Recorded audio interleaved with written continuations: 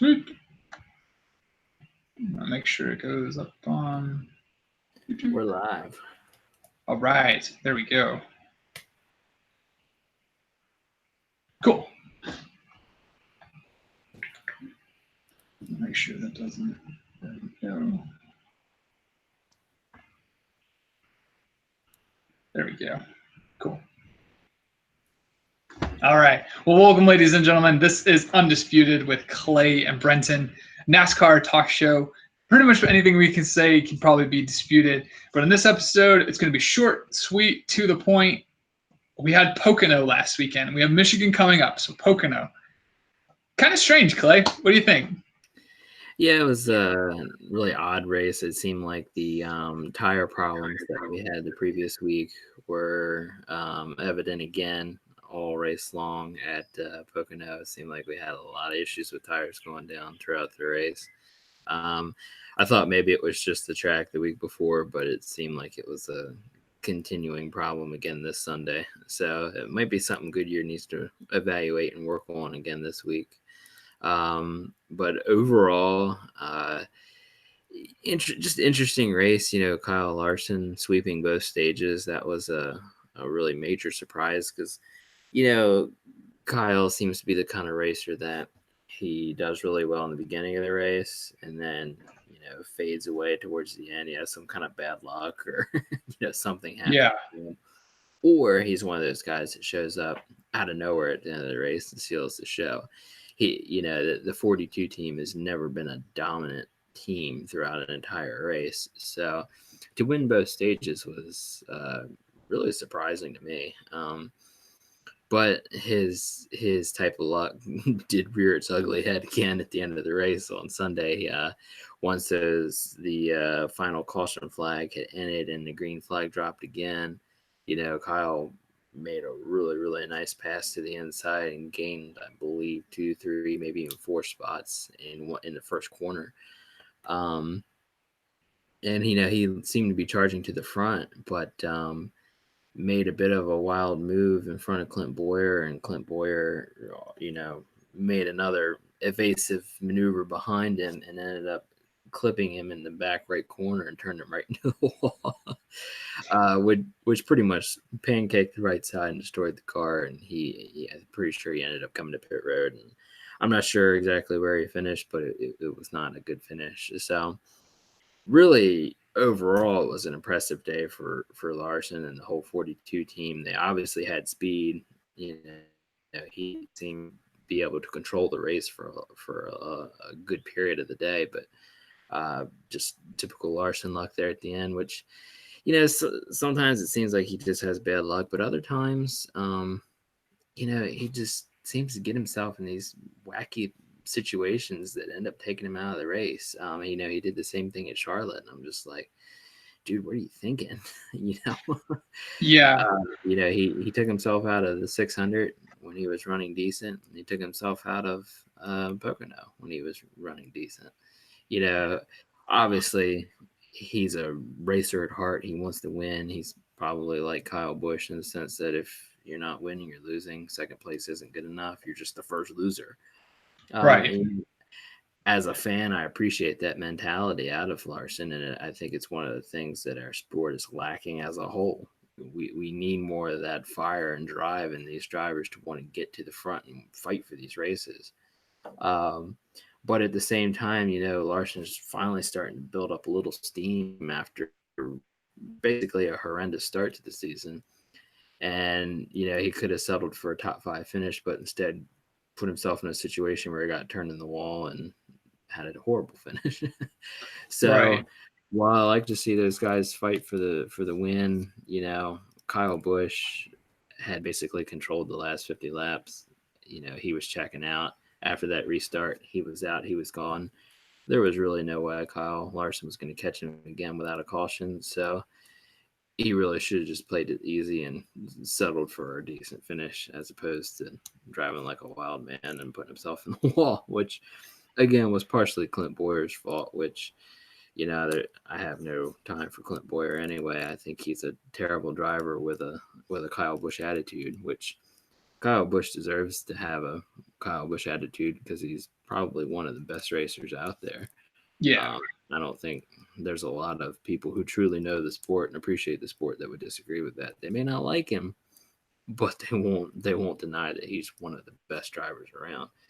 And he really is the reason why our sport is still so fun to watch, because he does such crazy things to win the race. And unlike Kyle Larson, Kyle Busch is a good enough driver that typically it pays off for him. So yeah, overall, good race. I'm glad Kyle won it, not Brad Keselowski or Joey Logano. But sure. And Keselowski was close because he came in second, so he was very close. Could have been. He was very close, but now looking forward to Michigan. Michigan's always been one of my favorite tracks. Brad Keselowski again, I think is going to be a major threat this weekend.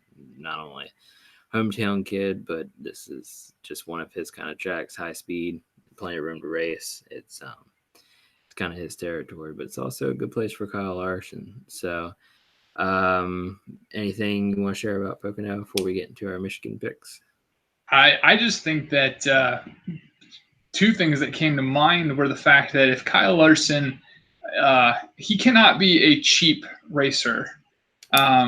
The amount of race cars he wrecks cannot be cheap, and it's kind of hard to justify the fact of, like, he's probably more expensive, I would imagine, than some even the top tier teams or even the low tier teams. Right. Just simply of how many cars he wrecks, and it's you kind of start to wonder how long is he worth it? Yeah, how long they will hang on to him with the amount of cars that they go through, especially when he's doing stuff kind of that puts him in a predicament where he is able to finish fifth and doesn't do so simply because he wants the win. Right. As sad as this sounds and as terrible as this sounds, racing is slightly also politics. Sometimes you have to settle for something a little less than the best, as terrible as that sounds, just so you can keep your team's momentum going. Right. It doesn't do you any good to try to finish first if you're going to wreck out, and you've already wrecked out, every other week. If you could get a top five, that could really start to turn around. And I don't know if that's something that Kyle Larson slightly comprehends or gets, or his crew chief understands and tells him to achieve, or maybe there's a miscommunication. I don't know, but it is hard to see Larson be so well loved but not perform at all. Right. Well, one of the intriguing things about Kyle is that, he can have that kind of thing happen to him on Sunday, and you think, man, this guy sucks. And then he turns around on Tuesday night and wins the World of Outlaw race that he entered in. Yeah. I think he's running a few more races this week. I mean, the guy is a great racer, but it just seems like and maybe it's partially Ganassi, I don't know. They can't give him the speed he needs, but it certainly seemed like he had a really good car and maybe even a car to beat on Sunday, and he just couldn't seal it. Couldn't do it. Yeah, and that's what kind of makes me wonder if he can compete at this level. Like, if you get all the things aligned and still can't do it, or at least finish contently in fifth, because this kind of rolls into my second point.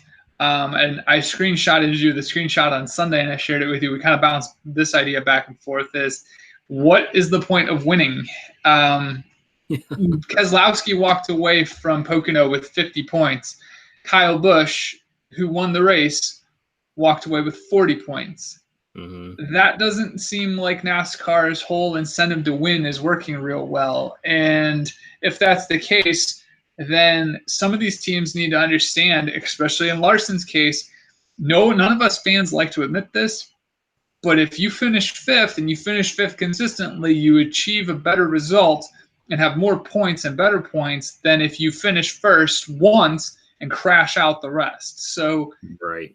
To see that happen and to know that that's how that works, especially when you have the winner not walk away with the most points at the end of the race, really can start to make things like in a totally different perspective. And I also found that interesting because I watched a little bit of video of Adam Stevenson and Kyle Busch go back and forth, and on the radio, and they were describing, I want to stay. I don't want him to stay out. It's stage points are not that big a deal. We want to go for the overall win. Okay, but you also walked away with 10 less points than the second place finisher. So are stage points really that big of a deal? Apparently they must be. And I think if for some reason, if Kyle Busch were to miss the championship by 10 points, he's going to wish that he had come in fifth a couple more times rather than, coming in for tires to finish out the stage.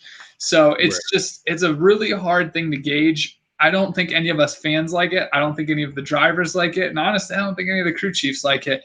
But there's a weird dynamic going on here where NASCAR says we incentivize winning, and then the winner is not actually getting the most points. So it really does deter the fact of winning. So yeah, that was kind of my takeaway from Pocono, which kind of leads into then, what is Michigan going to be like? Who do you have for your picks for Michigan? Well, I was kind of looking at the stats of some of these drivers at Michigan, and you're probably going to be thinking, Clay, where are you coming from with your pole and stage one pick? But I mentioned how Brad Keselowski is one of those kind of drivers that he has that super speedway and fast track mentality. He is just really good at a track like Michigan. And again, he's a hometown, kid from Michigan. And, I expect to see Brad put together a good weekend at the track. Hendrick has been stealing the spotlight on Fridays here lately. William Byron 2 weeks in a row on the pole. I believe Chase Elliott for 1, if not 2 weeks prior to that. So it's got to be time for that to shift over a little bit. It's not a guarantee, but I do expect to see another team take the pole this weekend, and likely to me, I think it'll be Penske. I have Brad Keselowski for the pole. And I also have him taking stage one because once Brad Keselowski has the lead, he doesn't typically give it up very easy. But sure, if you look at Brad Keselowski's stats at Michigan, actually, I don't believe he has a win there. He does have quite a few top fives there, and his average finish is, if it's not in the top 10, it's right outside the top 10, like 11th or 12th. He has an average. Maybe even a little better than average history at the track, which makes me think he'll be strong. But yeah, Penske hasn't been quite as dependable, I guess would be the word to say, this year as they typically are. They have won quite a few races combined between him and Logano already this year. But, whether it's a tire problem or a mechanical issue, it just seem like they're failing a little more than usual, which is some territory they haven't been into for a while. So I think you'll see Keselowski be strong at Michigan. I don't think you'll see him win. I do expect to see him kind of fade away in the middle of the latter stages of the race, and kind of give way to another face, which, Kyle Larson, again, was really good at Pocono last weekend. And Michigan has got to be one of the tracks that he has the best stats at. He's raced at Michigan 10 times. He's had 3 wins there, 4 top 5s, and 1 pole. So will Kyle Larson definitely win the race? Not necessarily, but his stats do point him in a favorable direction. And he proved last week that he is more than capable of winning stages, maybe even 2 in one day. I don't think you'll see that happen at Michigan, but I do expect to see him be a strong player in the race and really come to life in the latter stages of the race, taking stage 2. And also the win. Kyle Larson is my official pick for win at Michigan. Nice. Yeah, I do think if he can hold it So on, I think that's possible. yeah, and that's the key thing. Can he hold on? Because he could do something dumb early in the race, and then there goes my total philosophy there.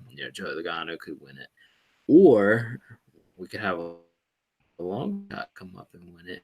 Who, if I was going to pick somebody for a long shot, would be Alex Bowman. He was Okay, yeah. very close to Kansas. And when I think of Michigan, Kansas is a similar shaped track. It's not quite as fast, or long, but it's shaped very similar. And I would think that would, uh, you know, help a driver. If he's good at one track that's similar, he'd be good at that track as well. So Sure. I would expect to see Alex do well again this weekend. And if luck is in his favor, maybe he can win. I like where you're going with that, because that's actually where I actually went with that direction. We really do well at complementing each other's picks as far as knowing the logic. One picks one picks the other, but it's a complete understanding of how each dynamic goes. So when one of us will be right one of these weeks, and it'll just be like awesome. I put Byron on the pole for the third week in a row, as far as like he'll win for the third one in a row. He's got speed. I've watched the 24 car win at Michigan when Gordon was running it, so I know that the 24 car, granted, it has no longer the same crew chief and no longer the same driver, but I do think it could win a pole. Stage one, I agree Penske is going to be up there, but I put Logano just simply because he did. They tend to alternate.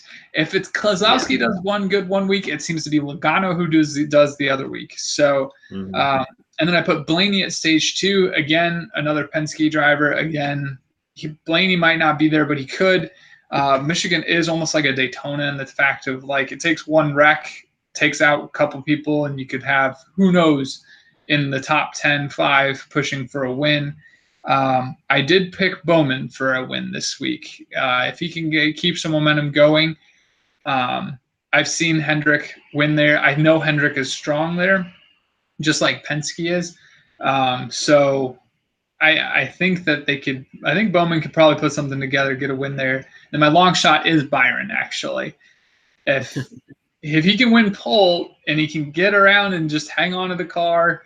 It's kind of like Larson, except he doesn't wreck as much. If he can just hang on to the car, he might actually be able to be in a position toward the end to do a sprint for it. So, yeah, those are my picks for Michigan.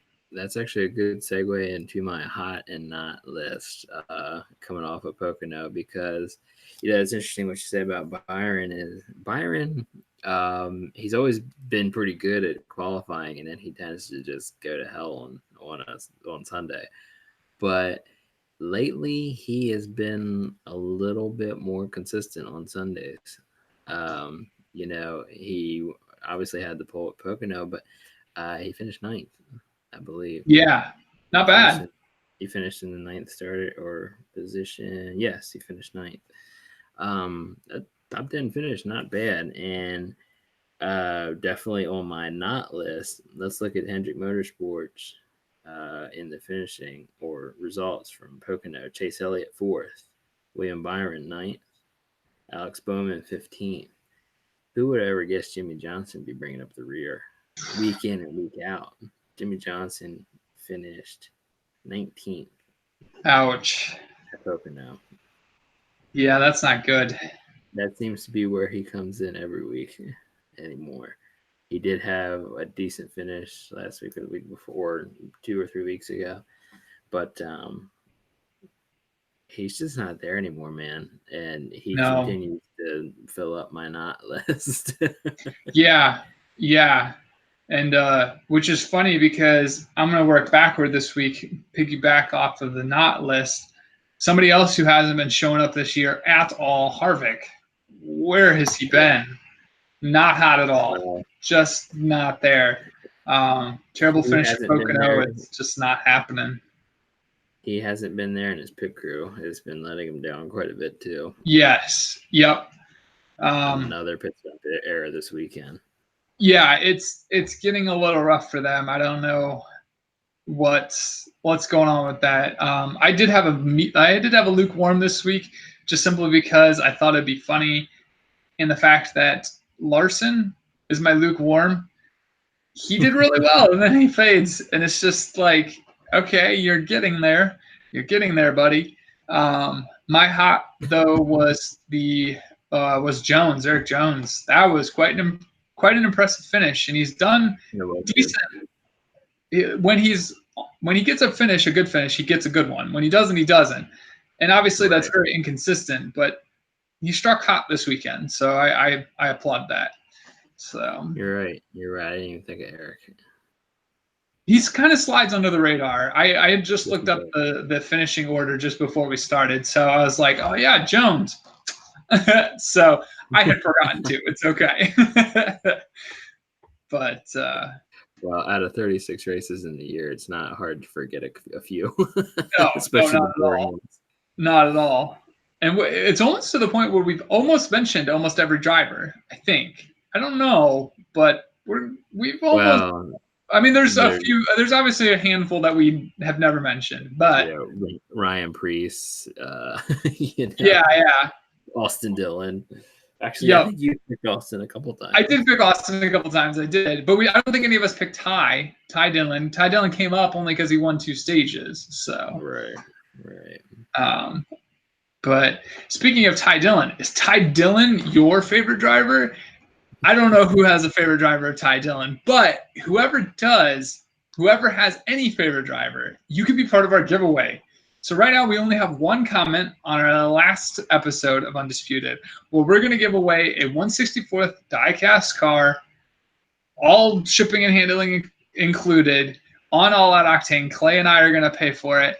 We're going to ship you your favorite driver's car. All you have to do, very simple, go back to the last episode, which would have been last week. And that doesn't really help you guys, but it was probably in the last week of June. So go back to that episode, click like on the video, subscribe to the channel, and comment your favorite driver. If you do that, we're going to put you in a randomizer to potentially win your favorite driver's 1/64th diecast scale car. So we have one entry right now. You have really good odds if you enter it now. So we'd really appreciate it. We're doing this for you guys. The only 2 people who can't win are Clay and I. So have at it. We really welcome anybody who wants to win. So it's just as a thank you to you guys. We know we're getting a little bit more views. We really appreciate it, and we really hope you guys enjoyed these episodes. But until the next one, go join our giveaway, and we'll see you on the next episode.